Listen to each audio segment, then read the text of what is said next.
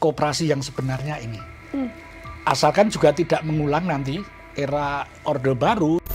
Oh ya, didanai oleh dana desa, khususnya untuk membangun infrastruktur ya, betul. Pergudangan dan lain sebagainya, kendaraan akan disupport oleh Bagimbara. Pertanyaannya yang ngangsur siapa?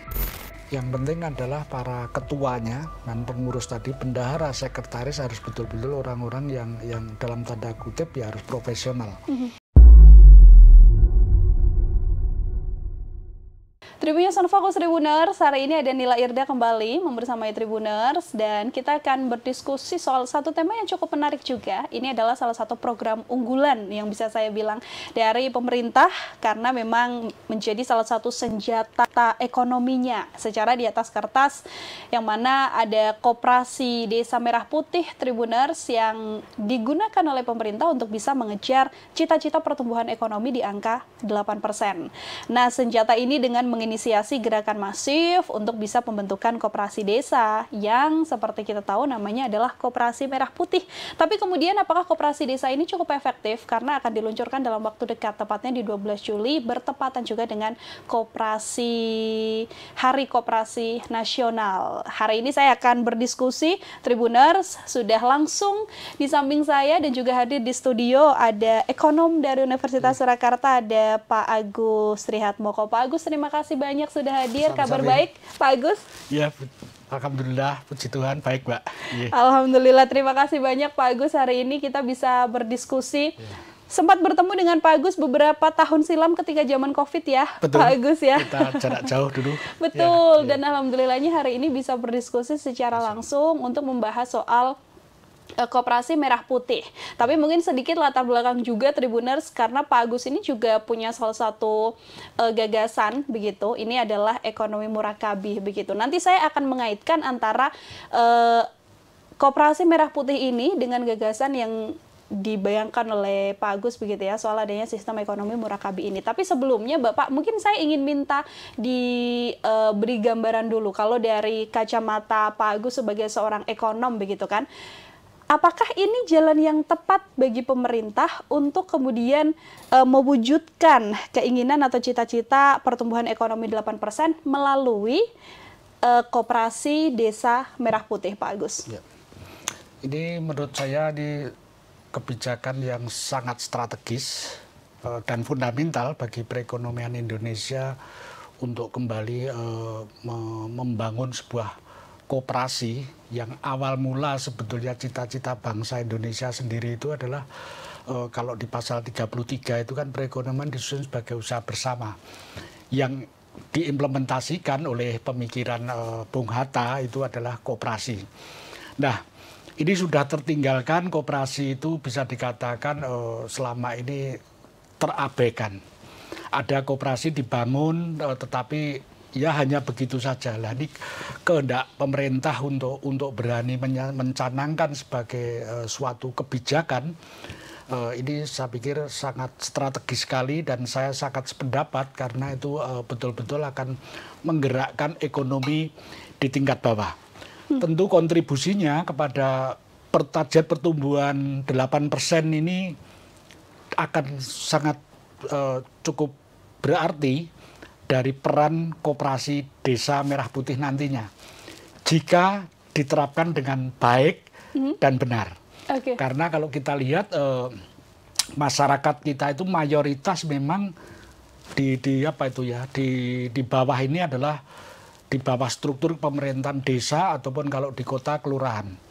Oleh sebab itu ada sebuah kegiatan usaha yang dilakukan secara bersama dan itu nanti menyangkut kepentingan ekonomi yang secara langsung, kebutuhan-kebutuhan pokok dari masyarakat itu ketika secara bisnis yang dikelola oleh koperasi ini akan mencapai satu pertumbuhan tertentu. Dan yang kedua, secara ekonomi tentu juga akan terjadi efisiensi. Efisiensi dalam arti adalah supply chain-nya atau pasokan dan juga nanti dari sisi konsumsi atau permintaan ini akan dapat terkontrol, akan dikendalikan oleh koperasi ini. Dengan catatan tadi, kalau kita bicara nanti manajemennya dan dari tata kelolanya yang akan kita bahas nanti, saya pikir itu akan kita optimisme ke sana. Menjadi salah satu hal yang cukup strategis, tapi catatannya tadi harus implementasinya juga harus tepat begitu ya Pak Agus. Ya, ini kan akan diluncurkan di 12 Juli, yang mana sejak awal menjabat memang Pak Presiden sudah mencanangkan akan ada koperasi desa merah putih ini. Kalau menurut Pak Agus sendiri, apakah ini terlalu cepat? Apakah ini sudah tepat? Atau seperti apa Bapak? Sebenarnya tidak terlalu cepat, bagi saya malah terlalu lambat. Gitu terlalu lambat. So gini, kalau Pak Prabowo itu ketika beliau itu jadi, bahkan kalau boleh menengok kakeknya, Pak Margono itu adalah salah satu tokoh koperasi sebelum Indonesia merdeka. Sehingga di pemikiran beliau itu koperasi memang kan dikembangkan dari zaman beliau belum menjadi presiden. Nah, sekarang ketika menjadi presiden ini betul-betul diterapkan dengan apa itu kekuatan rakyat semesta, karena semua adanya adalah di masyarakat desa dan kelurahan ya. Artinya seluruh rakyat diberi kesempatan untuk menjadi anggota koperasi. Masalahnya, walaupun tadi terlambat, memang kalau untuk implementasi, kalau ditargetkan di Juli ini, saya pikir itu hanya sebagai simbolik untuk launchingnya, saya setuju. Tetapi dalam proses bisnisnya masih butuh waktu dan butuh persyaratan apa itu nanti tata kelolanya ataupun mekanismenya itu memang harus diatur sedemikian rupa. Yang hari ini sesuai Kepmen Koperasi dan UMKM itu tahun 2025 ini memang sudah memberikan rambu-rambu bisnis apa yang akan ditangani oleh koperasi itu. Nah, kalau tadi yang saya bilang adalah simbolik, perkembangan kalau kita lihat nanti kita komunikasi ke desa-desa atau ke kelurahan, memang hari ini semua baru getol-getolnya dari akhir bulan kemarin sampai awal bulan ini adalah membentuk dari aspek legalitasnya dulu. Mereka akte pendirian dan lain sebagainya. Ini akan terbentuk ketika itu sudah terjadi yang tadi dikatakan baru sebagai apa itu istilahnya tadi simboliknya, ya saya yakin juga itu tercapai karena ini melibatkan hampir 9 kementerian untuk mendukung program ini, termasuk pemerintah daerah dan pemerintah daerah provinsi, kabupaten, kota dan provinsi. Artinya semua concern ke sana. Hanya saja memang kalau kita lihat di lapangan, kalau kita tanya, terus apa yang mau dikerjakan? Mereka masih bingung. Yang penting kita mengikuti instruksi dulu. Nah, saya sedikit masuk ke sini, ada beberapa orang berpandangan berbeda. Wong koperasi kok top down? Karena koperasi itu sebetulnya kesadaran untuk berkooperasi tadi, membangun sebuah bisnis gitu. Itu pandangan lain, tapi saya berpandangan berbeda. Di situasi negara yang kita yang sudah sekian lama terlena dengan sistem ekonomi yang sudah berjalan, sudah cenderung ke neolib ini, memang kehendak pemerintah itu sedikit top down. Sedikit harus dipaksa. Kalau tidak, nanti juga hanya mendorong, biasanya tidak. Apalagi kalau kita melihat generasi muda kita gitu kan, kalau generasi muda kita tentunya koperasi sebetulnya seperti apa, kita hampir tidak memahami. Nah, dengan praktek itu sedini mungkin ini harus dibangun ulang, akan menjadi kekuatan yang besar. Dan yang kedua memang ada titik lemah, koperasi terkonotasi negatif untuk koperasi-koperasi yang selama ini digunakan sebagai kedok oleh oknum tertentu dengan simbol koperasi, banyak problem di sana. Oke lah, itu kita abaikan. Nah, yang betul justru sekarang ini koperasi yang sebenarnya ini. Asalkan juga tidak mengulang nanti era Orde Baru yang dulu sebetulnya sudah ada konsep koperasi namanya KUD. KUD dulu sebetulnya secara operasional efektif. Tetapi banyak juga dari tata kelolanya dan kemudian bagaimana nanti pembagian hasilnya itu sampai sekarang mungkin tidak jelas. Beberapa KUD yang sekarang masih hidup itu SHU-nya nanti untuk siapa mungkin masyarakat sudah lupa semua. Nah, oleh sebab itu ini adalah momentum yang besar. Tadi kalau lebih bagus memang agak terlambat, tetapi harus well prepare. Nah, sekarang preparation-nya baru aspek legal. Tahap-tahap berikutnya nanti bisa kita eksplor lagi seperti apa itu yang perlu kita bahas nanti, Mbak. Okay. Tapi secara gagasan dan tujuan atau cita-citanya dengan pembentukan Koperasi Merah Putih, kalau menurut Pak Agus ini on the track ya Pak ya? On the track. On the track bagi perekonomian kita ya. Jadi kalau kita lihat di negara-negara maju ya seperti Jepang, Belanda, kemudian Jerman, kemudian termasuk New Zealand dan lain sebagainya, koperasi mereka kuat. Nah, nanti di situ akan menjadi koperasi yang dalam konsep saya sebut korporasi murakabi koperasi. Nah, itu nanti akan nyambung ke sana ketika ini perkembangan akan menuju ke sana. Tetapi kalau di kita untuk menuju ke sana, ini mindset kita, pondasi kita, kesadaran kita untuk berkooperasi ini memang betul-betul harus dijiwai oleh seluruh warga masyarakat. Dan yang utama harus diberi contoh oleh para pemimpinnya. Pemimpin artinya pemimpin-pemimpin nanti yang di dalam kepengurusan itu betul-betul pemimpin yang baik, yang ditunjuk. Tidak kembali saya agak sedikit menyayangkan BUMDes ini kurang bisa efektif yang berjalan. Dan yang kedua, koperasi dengan tadi on the spot mendirikan tadi, di launching tadi, jangan mengulangi story BUMDes. BUMDes sudah berjalan 10 tahun ya, itu 2015 masih kita semua punya desa, punya BUMDes. Tapi kalau kita lihat sekarang ini, penelitian saya terakhir kemarin, saya dari wilayah Purwokerto itu rata-rata di satu kabupaten di Purwokerto dan di Purbalingga, dari sekian ratus, 300-an desa gitu kan, mana BUMDesnya yang efektif itu? Jawabannya agak sulit, Mbak. Agak sulit. Mungkin hanya 1 atau 2. Itu pun masih banyak tantangan yang apakah sustainable atau tidak sustainable. Nah, oleh sebab itu langkah pertama ini dirapikan dari aspek legalnya, kemudian kepada business operation-nya menjadi tahapan berikutnya. Nah, business operation itu yang menjadi leading project-nya adalah Menteri Koperasi.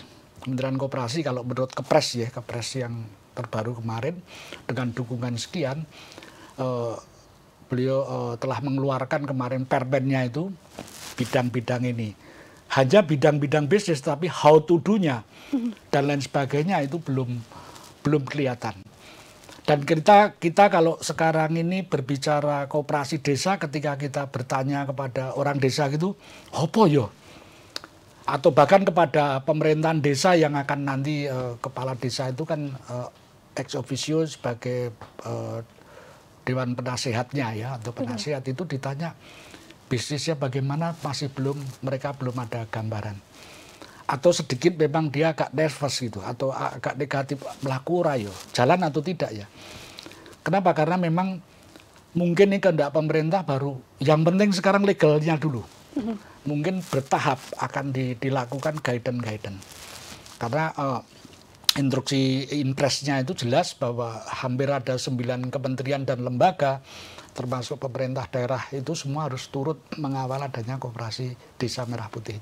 Ini kan sinergitas artinya ya Pak Agus ya, antara tadi kementerian-kementerian yang ada, bahkan ini kan yang dijamah adalah langsung desa dan langsung warganya. Betul. Ini kan sudah ada pengalaman KUD yang tadi disampaikan Pak Agus, kemudian BUMDes yang pada akhirnya tidak bisa berjalan dengan baik. Apa yang berarti harus diperbaiki dan tidak dilakukan kembali begitu kan? Catatan-catatan apa kalau dari Pak Agus agar nantinya koperasi Desa Merah Putih ini ya sesuai dengan jalurnya dan tidak mengulang kesalahan yang sama? Nah, itu pertama bahwa sebetulnya yang tidak mengulang KUD tadi, kalau KUD dulu biasanya itu satu kecamatan ada satu KUD, terlalu luas sehingga kontrolnya tidak bisa dilakukan oleh anggota, karena koperasi itu sebetulnya kekuasaan tertinggi di rapat anggota ya nanti. Betul. Rapat anggota. Nah, dengan di skup desa dan kelurahan ini, maka teritorialnya, interaksinya lebih sempit. Maka di sini adalah menjadi satu titik pertama bahwa ini koperasi akan lebih efektif. Yang kedua,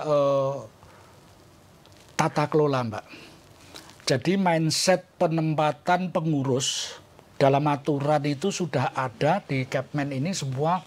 Tidak boleh semenda dan unsur persaudaraan antara perangkat desa ataupun antar pengurus itu memang diatur, itu harus diterapkan secara disiplin dulu. Nah, yang di sini yang paling lemah adalah masyarakat cenderung agak agak mungkin kurang kalau ini kesannya nanti ada pemerintah itu mereka merasa bukan duitnya dia. Duitnya pemerintah, dia gampang nih. Itu yang mungkin harus diberikan penjelasan kepada masyarakat, sekaligus memotivasi bahwa ini nanti kunci keberhasilannya adalah sebetulnya partisipasi. Sekarang dalam pembentukan ini kalau kita lihat kan baru pengurusnya, keanggotaannya berapa? Keanggotaannya diharapkan masyarakat, menimbulkan keanggotaan, partisipasi masyarakat harus memastikan pengurus ini untuk menampilkan profil bahwa nanti manajemennya akan berjalan dengan baik. Nah, manajemen dalam hal yang baik ini satu kalau menurut pendapat saya, jadi ini sekaligus tadi agak terlambat tidak apa-apa tetapi safe. Sebetulnya ini pemerintah bisa memberikan dukungan teknis. Yang pertama adalah sistem akuntansi dan pembukuannya. Standar.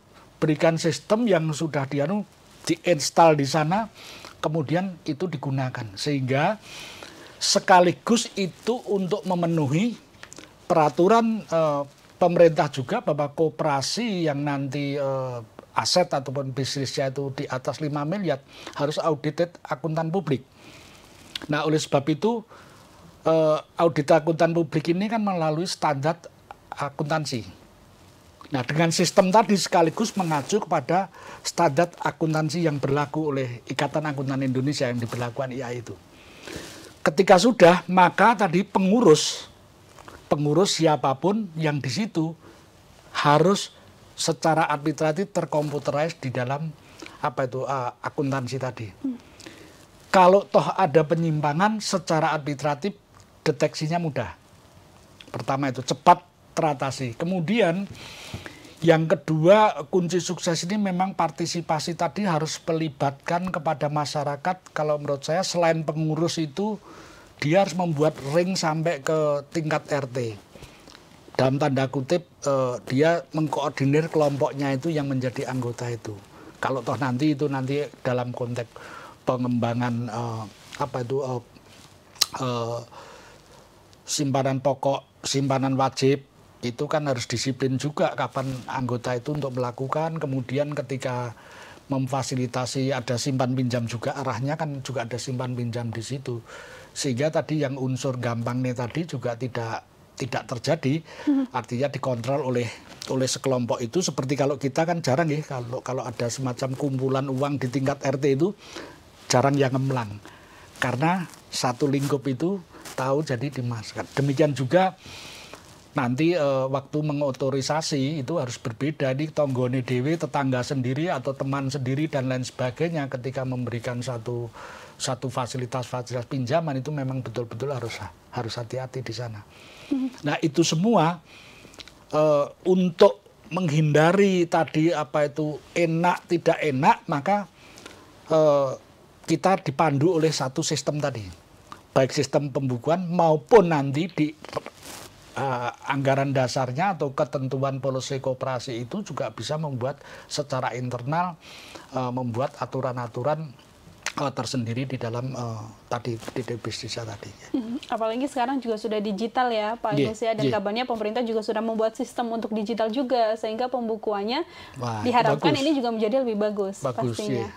Oke. Tadi sempat disinggung oleh Pak Agus bagaimana kemudian ini juga bisa menjadi salah satu sistem murakabi begitu kan, yang artinya bagaimana kemudian hal ini bisa dipandang sebagai implementasi yang nyata dari sistem murakabi yang juga menjadi salah satu sistem yang cukup baik juga dalam perekonomian Pak Agus. Sebetulnya ini yang pertama bahwa koperasi itu sendiri sudah ekonomi murakabi. Karena dari partisipasi, permodalan dan lain sebagainya itu dari kekuatan anggota dan nanti sisa hasil usaha untuk anggota. Tapi dalam konteks ekonomi murakabi tadi, kalau yang kemarin kita kembangkan menjadi sebuah teori yang saya sebut korporasi murakabi koperasi. Artinya koperasi-koperasi ini ke depan ya, tapi tidak boleh buru-buru, itu nanti ke depan dengan kalkulasi matang, maka menjadi sebagai investor. Dia harus menjadi pemegang saham kalau dalam pandangan saya dulu pemegang saham di perusahaan-perusahaan khususnya BUMN, syukur-syukur juga swasta tidak apa-apa. Nah dari situlah akhirnya tadi yang kita arahkan bahwa rakyat Indonesia menjadi pemilik perusahaannya, perusahaan-perusahaan yang selama ini bertitel BUMN.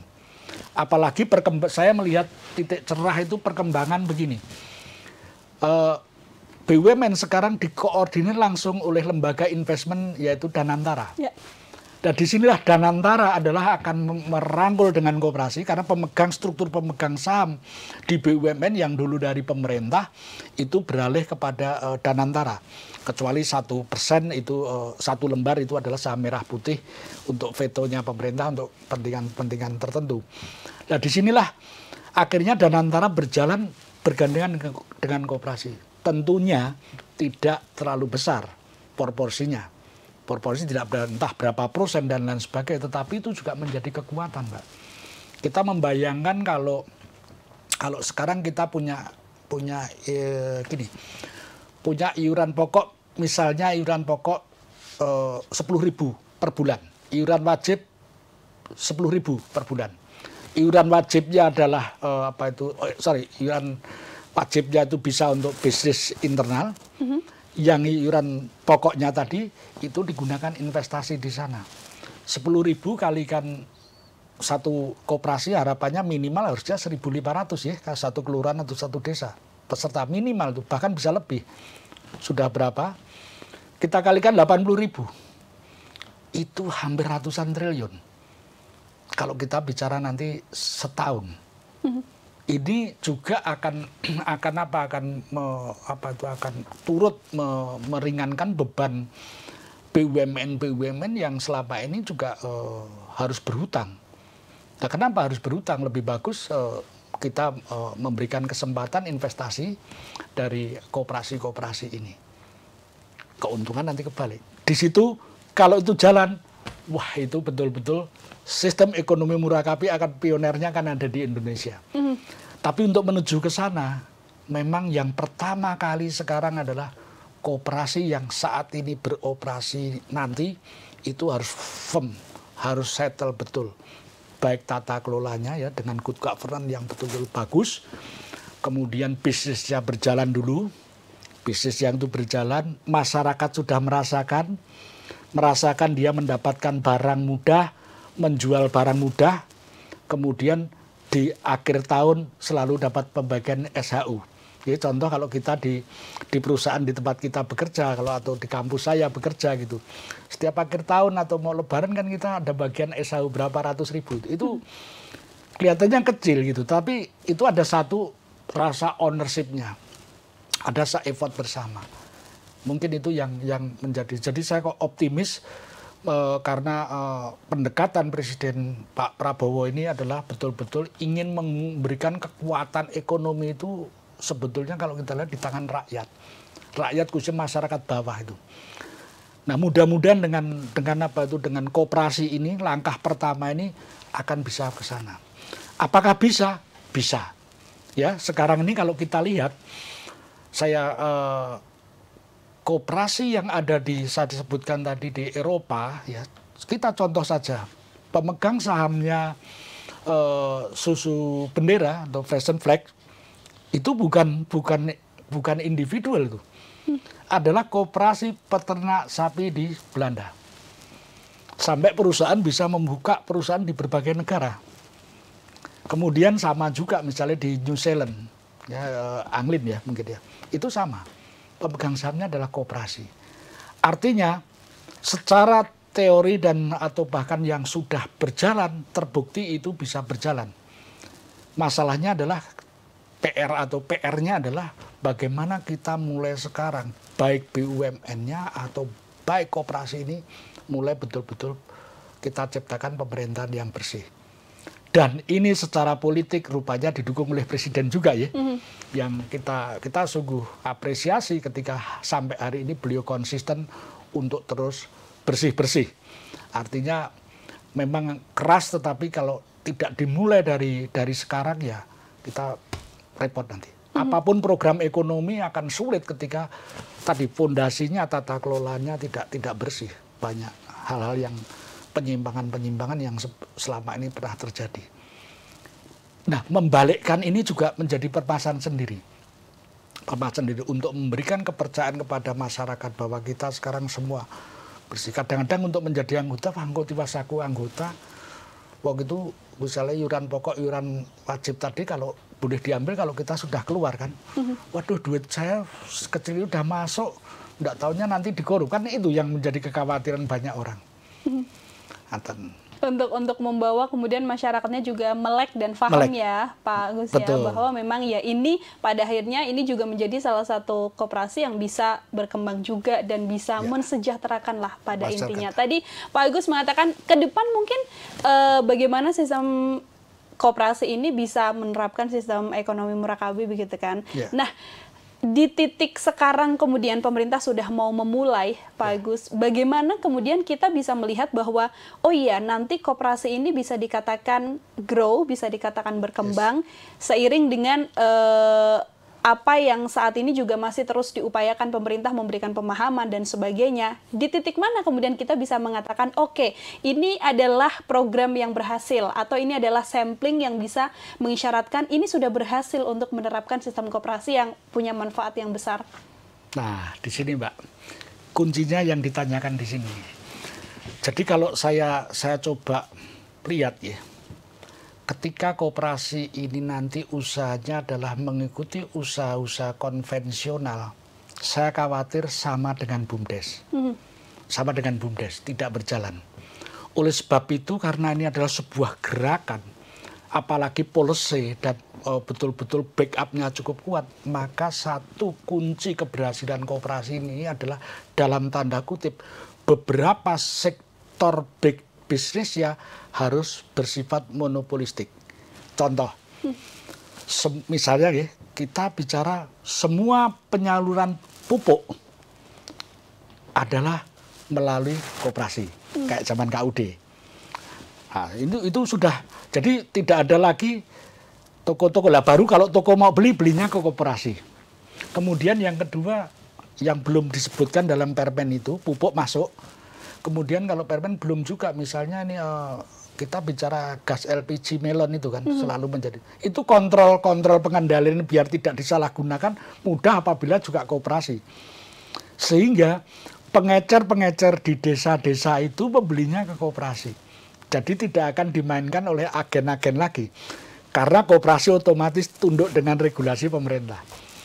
Atau banyak hal yang bersifat semua yang atau yang menyangkut harkat hidup orang banyak, gula. Kita punya BUMN Raja Wali Nusindo yang punya gula. Itu jadikan aja sekarang, jadikan dia distributornya. Bisa dibayangkan, kita punya jaringan distributor seluruh Indonesia, hampir 80.000. Satu, harga akan efisien, karena dari manufacturer, dari pabrikan, langsung kepada distributor. Satu langkah di koperasi hanya diambil untung di koperasi, langsung ke konsumen. Konsumen juga akan mendapatkan harga kompetitif. Tapi kalau pakai agen itu biasanya nanti harganya jatuhnya juga mahal. Apakah itu akan mematikan swasta? Tidak. Swasta justru kulakannya dari koperasi tadi. Ya, banyak loh produk-produk yang seperti itu. Misalnya minyak kita.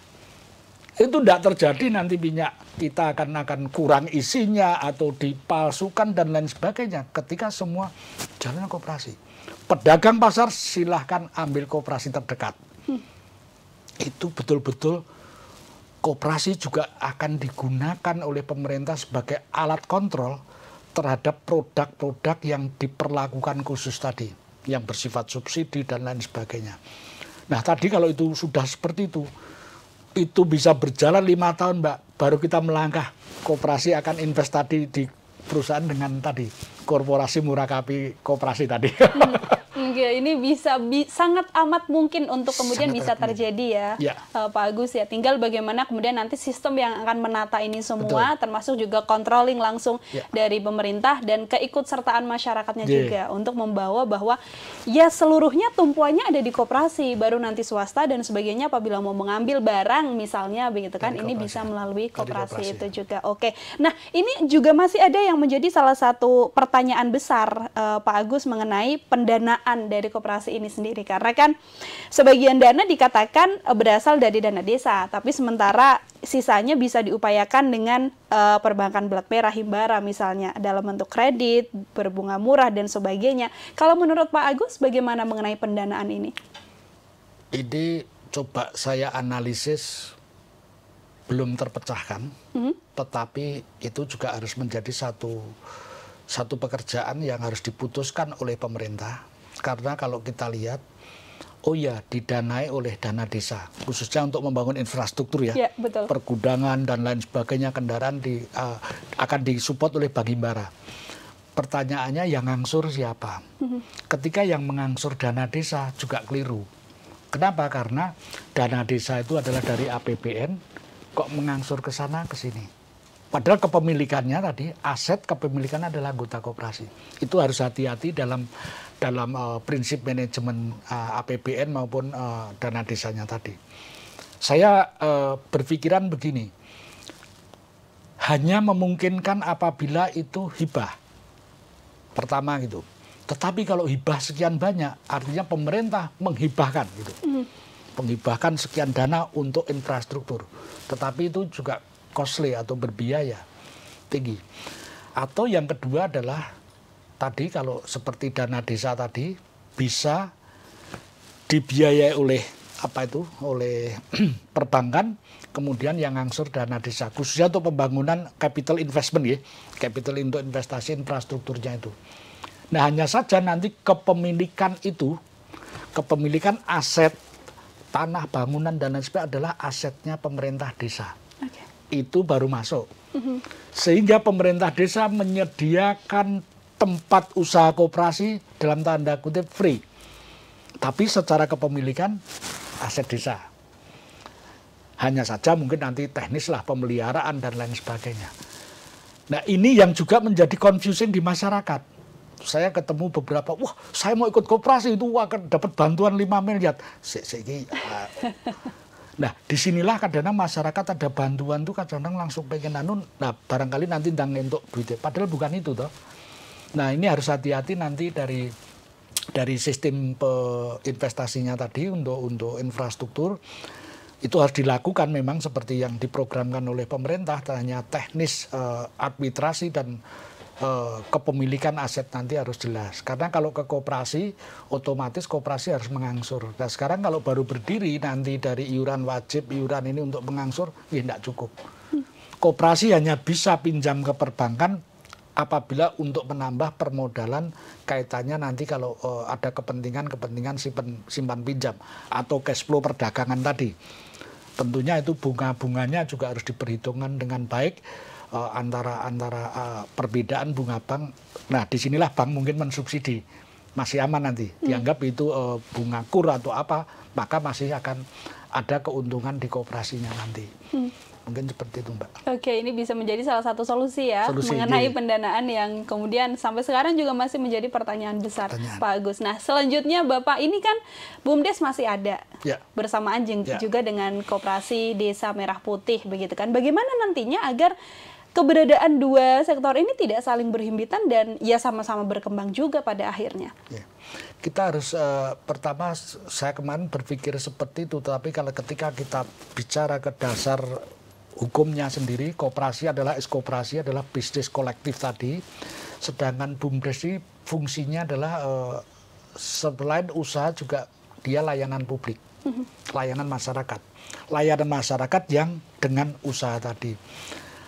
Saya kemarin penelitian terakhir kemarin itu adalah justru kita melihat BUMDes itu termasuk lebih fokus pengelola sumber daya alam. sumber daya alam itu artinya seperti apa itu misalnya mengelola Pansimas air itu bisa dilakukan oleh BUMDes, kemudian juga tempat wisata alam dan lain sebagainya yang memiliki produk wisata itu, kemudian ada beberapa yang juga bisa dilakukan sebetulnya BUMDes ini kalau mau melangkah maju adalah apa itu misalnya juga dia menjadi semacam kontraktor yang proyek-proyek di lingkungan desa itu dilakukan BUMDes bisa juga.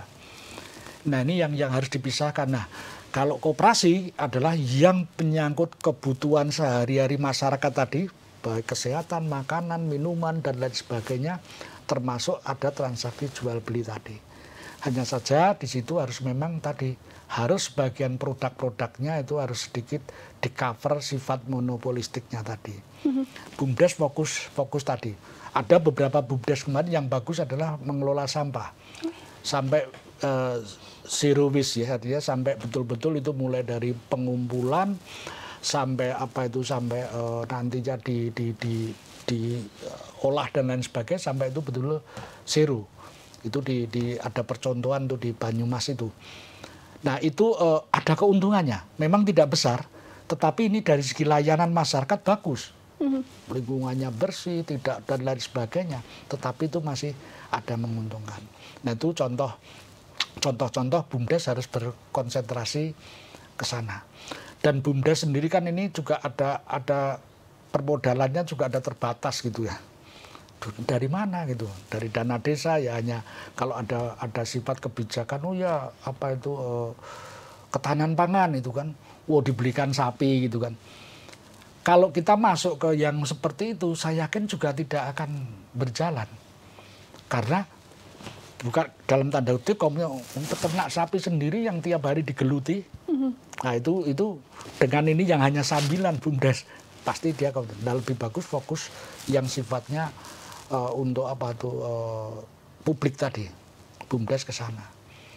Ini yang juga harus menjadi perhatian. Nah, yang juga kita harus tadi balik lagi yang koperasi itu salah satunya memang pengurus ketika sudah berjalan harus dikasih fair secara penggajiannya, sehingga dia juga memiliki kompetensinya dia sebagai pembisnis itu betul-betul dia juga akan tercurah.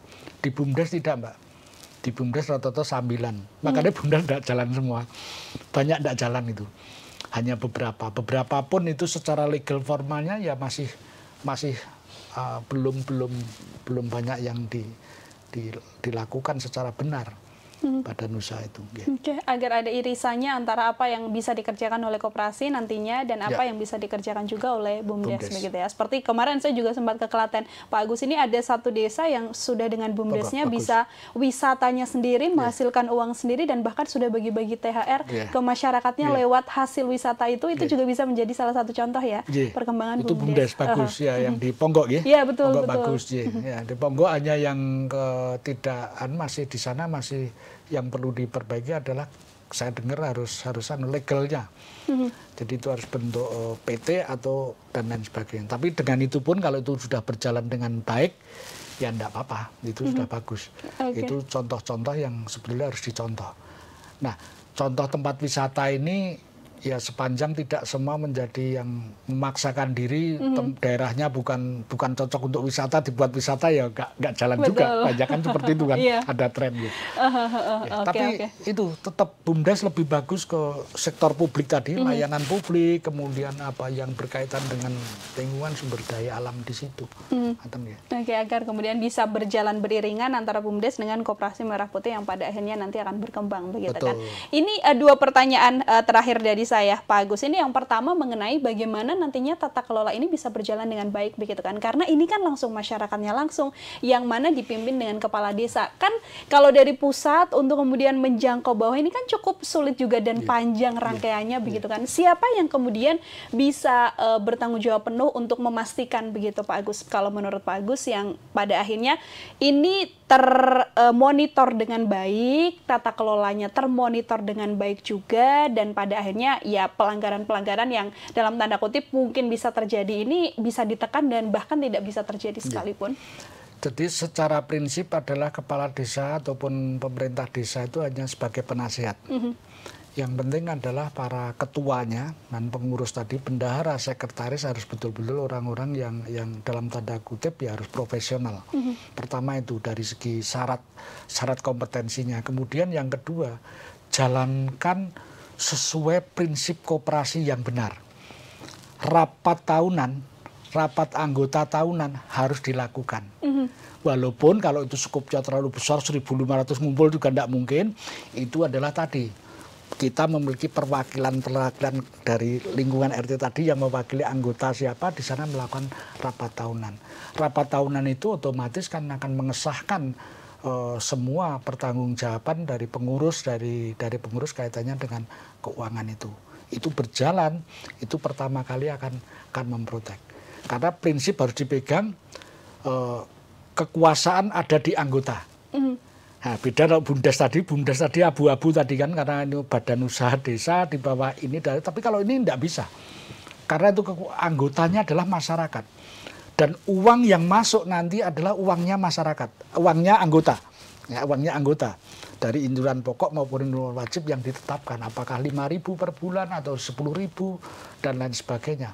Disitulah masyarakat memiliki secara otomatis, mereka ada kesadaran untuk berani mengkoreksi. Ini dari sisi di bawah. Tetapi Mbak, itu di kultur masyarakat kita bahasa tidak enak, wah itu kayak pengurusnya juga kita kenal tidak enak. Tetap penegakan hukum harus dilakukan. Ini pengawasan dari tentunya ini karena punya ini sektor publik dalam tanda kutip dipayungi oleh pemerintah, maka hari ini peran kejaksaan tentunya yang agresif juga harus sampai ke daerah juga melihat itu dan tindakan tegas memang harus dilakukan. Karena kalau tidak nanti ya sudah akhirnya apatis lagi. Nah, dari hal kecil semua harus tegas ke sana. Menurut saya ini sudah disiapkan oleh pemerintah. Yang saya dengar dari Pak Wamen kemarin bahwa ini bagaimana mau macam-macam. Sekarang yang akan mengawal tiga institusi lembaga hukum adalah kejaksaan, kepolisian, termasuk KPK akan memonitor itu semua. Nah, ini kan akan bagus sekali, Mbak. Artinya persiapan ini sudah secara konsep sudah bagus, kembali implementasi konsisten. Memang yang kita harus lakukan apa tuh? Ampun, hanya proyek seperti hanya jangan era pemerintahan. Ini harus menjadi sebuah pondasi yang sustainable. Nah, ini dari sekarang harus dibenahi di situ. Oke, ada ketegasan juga tindakan secara hukum begitu ya. Selain kemudian tadi harus ada kerjasama yang baik untuk bisa memastikan orang-orang profesional yang menjalankan koperasi Desa Merah Putih ini juga kemudian bisa mengembangkannya dan bermanfaat juga untuk halayak banyak. Ke depan, kalau misalnya kita bisa melihat bagaimana masa depan dari koperasi Desa Merah Putih ini, begitu kan? Kalau memang nanti on the track seluruhnya berjalan dengan baik, ke depan apa yang bisa kita lihat, Pak Agus? Yang kita lihat adalah pertama secara positif orang akan bermindset sebagai pembisnis dengan iuran pokok, iuran wajib tadi. Dan melihat bahwa dia turut merasa memiliki itu, dan yang kita harapkan memang betul-betul mendapatkan setiap tahun itu mendapatkan SHU. Itu dari secara langsung kepada masyarakat.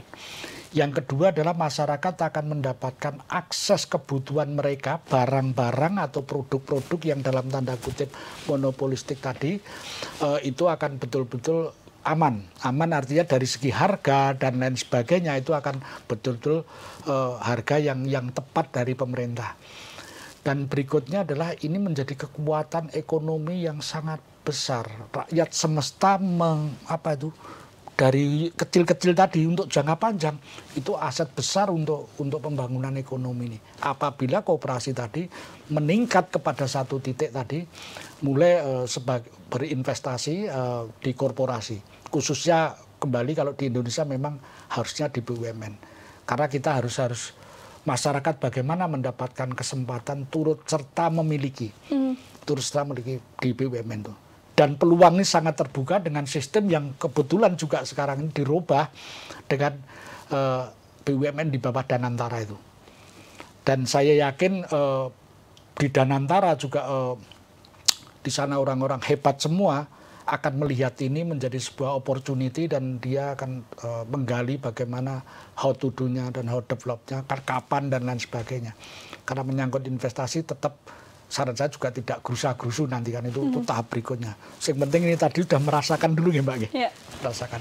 Oke, baik. Terakhir dan juga mungkin bisa menjadi closing statement dari Pak Agus begitu kan. Pemerintah Prabowo Gibran ini kan yang selalu diutarakan adalah percepatan ekonomi. Bagaimana bisa membawa Indonesia bisa mencapai angka yang diharapkan begitu 8% diantaranya. Kalau dari Pak Agus juga mungkin bagaimana melihat upaya pemerintah dengan bisa mencapai target cita-cita perekonomian yang mapan ini? Kalau dari kacamata Pak Agus silahkan.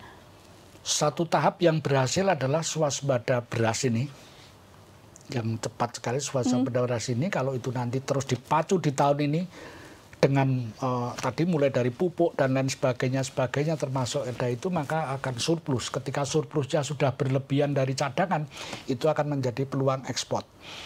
Ini akan berkontribusi, tetapi kalau saya melihat untuk mencapai 8% adalah kontribusi terbesar yang kita harapkan adalah hilirisasi itu. Ketika hilirisasi itu berjalan, disitulah sebetulnya akan tercapainya. Kenapa produk-produk hilirisasi yang sumber daya alam ini adalah kebutuhan untuk di luar negeri. Kebanyakan selain dalam negeri adalah barang-barang yang nantinya finished goods-nya atau barang jadinya itu adalah untuk luar negeri. Nah, proses hilirisasi yang di dalam ini, maka ini, dan kita juga cepat-cepat pengen pengangguran yang sekian banyak ini bagaimana, itu juga akan mengatasi hilirisasi. Dengan hilirisasi, industrialisasi tadi dilakukan, dari termasuk pertanian juga akan industrialisasi ya. Menika saya yakin akan tumbuh ke 8%.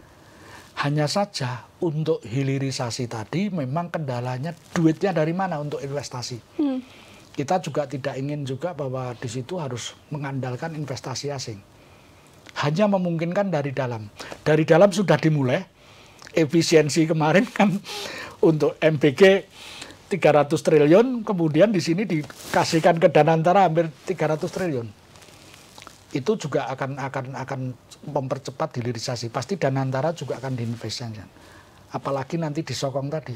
Rakyat semesta turut melalui koperasi tadi menurut ke sana. Itu akan tercapai. Tercapai bahkan bisa lebih kalau hilirisasi dijalankan. Indonesia kalau setelah kita lihat itu luar biasa sumber daya alam kita apapun ada di sini. Kita lepas ada beberapa tempat yang tidak boleh ditambang itu kan, misalnya di Raja Ampat ya. Betul. Raja tidak boleh lah yang begitu. Tapi di luar itu sebenarnya masih banyak.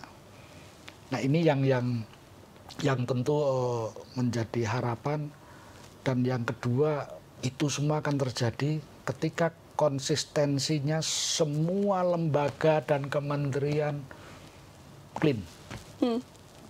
Karena dulu apapun strategi selalu kejeblosnya di sana. Ketika banyak skandal-skandal yang kita tidak inginkan. Itu mudah-mudahan kita bisa tercapai lah dengan spirit yang sekarang ada ini. Sudah on the track, yang ditunggu adalah sekarang keluarannya yang dirasakan masyarakat. Dari pengangguran dan lain sebagainya. Oke, baik. Terima kasih banyak Pak Agus. Ini juga menjadi besar harapan kita semua ya Pak Agus ya. Secara konseptual Pak Prabowo sudah memberikan gambaran apa-apa saja yang kemudian dikerjakan, dan nanti ya mungkin tidak kemudian bisa langsung dilihat sekarang ini, tapi kemudian efeknya juga akan dirasakan beberapa waktu ke depan ketika seluruh program yang saat ini berjalan pada akhirnya nantinya juga bisa membawa manfaat begitu. Kita jangan hanya melihat yang sekarang saja, tapi by proses ya Pak Agus ya. Ketika kita bisa melihat prosesnya, in the end nanti kita akan tahu Tribuners bahwa ya ini adalah bertujuan juga untuk membawa perekonomian Indonesia mencapai cita-cita 8% tadi yang juga dibawa oleh pemerintah. Seperti itu. Pak Agus, sekali lagi luar biasa, terima kasih sekali. Untuk kesempatannya hari ini berdiskusi mengenai Koperasi Desa Merah Putih, bagaimana kemudian ini bisa membawa perekonomian Indonesia semakin maju ke depannya. Semoga lain kali ada waktu kembali Pak Agus untuk juga kemudian untuk berdiskusi Nggih. kembali bersama dengan saya. Waktunya Nila Irda. Hari ini Tribuners pamit undur diri. Nanti kita ketemu lagi untuk obrolan-obrolan dan tema-tema lainnya hanya dalam Tribunnews on Focus. Selamat malam dan sampai jumpa. Download Tribun X sekarang. Menghadirkan lokal menjadi Indonesia.